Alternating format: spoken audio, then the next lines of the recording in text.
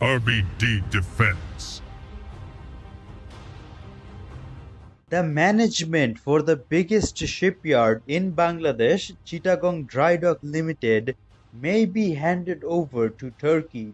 Bangladesh Navy has received their first drone, and the Bangladesh Navy chief signed a deal with a Turkish company for anti-drone systems at IDEF 2025.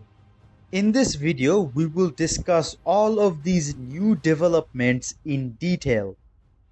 Let's start with the new drones. Longtime viewers of the channel will remember that I made a YouTube short video 5 months ago in February saying that Bangladesh would receive drones from America, specifically the RQ-21 Blackjack. Now, 5 months later in July, the US Embassy in Dhaka has confirmed their delivery. So all the people who make comments accusing me of posting fake news continue coping. The RQ-21 Blackjack is a surveillance UAV made by Boeing. It is used by the United States Navy and Marine Corps along with other NATO countries like Poland and Belgium and many more. It has a 93-kilometer range and 16 hours of endurance. It will greatly increase our maritime surveillance capability. The RQ-21 will be used by both the Bangladesh Navy and the Bangladesh Army. Now let's discuss the main subject of this video. While many people raise their voices about the bad state of the Bangladesh Air Force, most people don't seem to understand that the situation and state of Bangladesh Navy is 10 times worse than the Bangladesh Air Force. Let me explain. In 2017, the Indigenous Multi-Role Frigate program was announced. Under the program, 6 modern 4,000-ton multi-role frigates would be built by Chittagong Dry Dock Limited.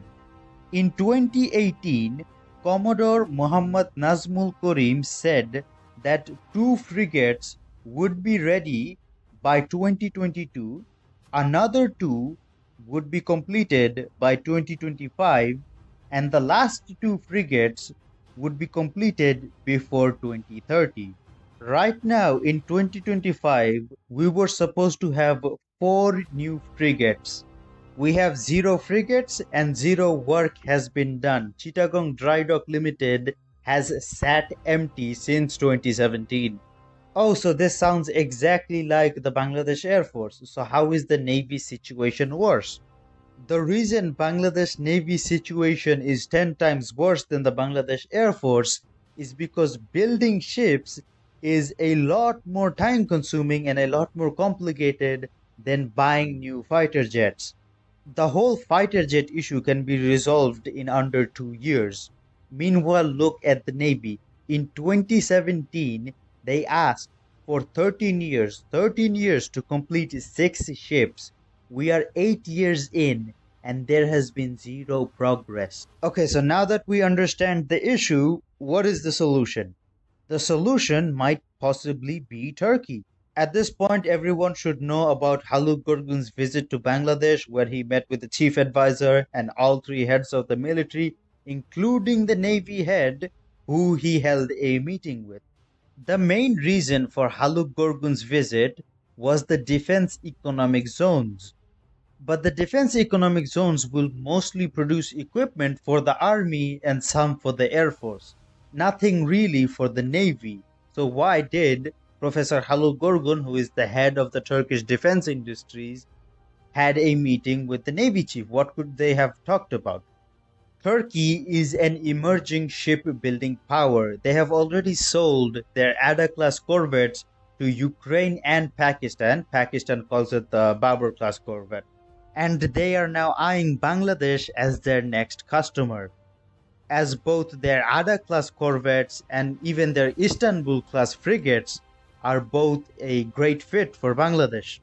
But there is an extra factor in this. Bangladesh could sign a deal with the Istanbul shipyard for 6 new warships. In this scenario, all 6 ships would be built in the Istanbul shipyard and then delivered to Bangladesh. The issue is that the Istanbul shipyard will be backed up with orders, and the ships will be very expensive because they would be fully built in Turkey. What would be the better option is that the first one or two ships would be built in the Istanbul shipyard in Turkey, and while those one or two ships are being built in Istanbul, Turkey takes the management of Chittagong Dry Dock Limited, which is currently empty and not being used for anything.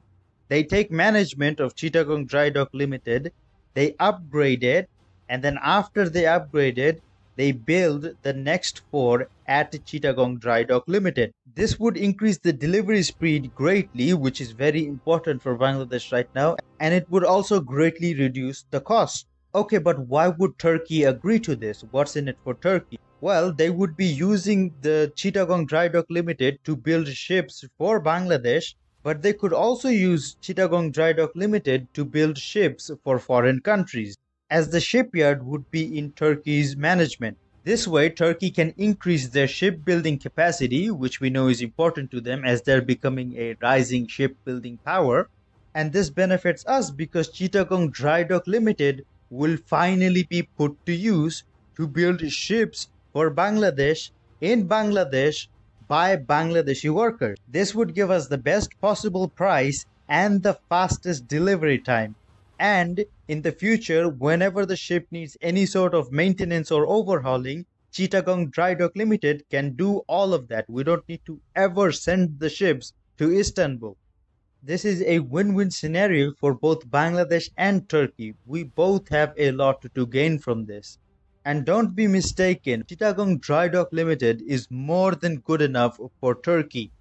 Both the Ada-class corvette and the Istanbul-class frigate are around the 3,000 ton range. Chittagong Dry Dock Limited has the capacity to build ships that are 4,000 tons. Its capacity is very much appealing to Turkey. This is what I think the meeting between Professor Haluk Gorgun and the Navy Chief was about. At IDEF 2025, which ended a few days ago, Bangladesh's Navy Chief and Haluk Gorgun had a second meeting. A second meeting pretty much guarantees that they had spoken about important matters in the first meeting, which they are now solidifying. Let's be honest, what other subject is there that would require the head of the Bangladesh Navy and the head of the Turkish defense industries to have two whole meetings in the span of a month? Now let's talk about the last development of the video. The meeting between Haluk Gorgun and the Navy Chief was not the only development at IDEF 2025. Also at IDEF 2025, the Navy Chief signed a deal with Turkish arms manufacturing company Kaynak for the Venom LR 30mm remote-controlled cannon. The Venom LR is a powerful cannon with a 2-kilometer range that can be controlled remotely.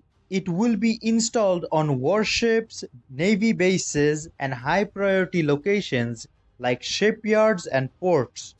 The Venom LR is capable of effectively shooting down drone swarms while also being powerful enough to shoot down helicopters and rip through some ships with its 30 by 113mm shells. For reference, the famous American CIWS shoots a 20 by 102mm shell.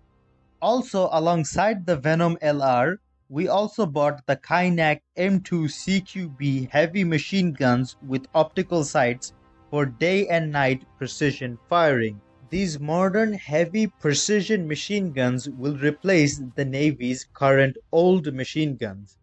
Thank you for watching the video till the end. If you want to support my work, consider liking the video and leaving a comment about your thoughts of the video. If you want to see more of my video, consider subscribing to the channel, and I will see you in the next video.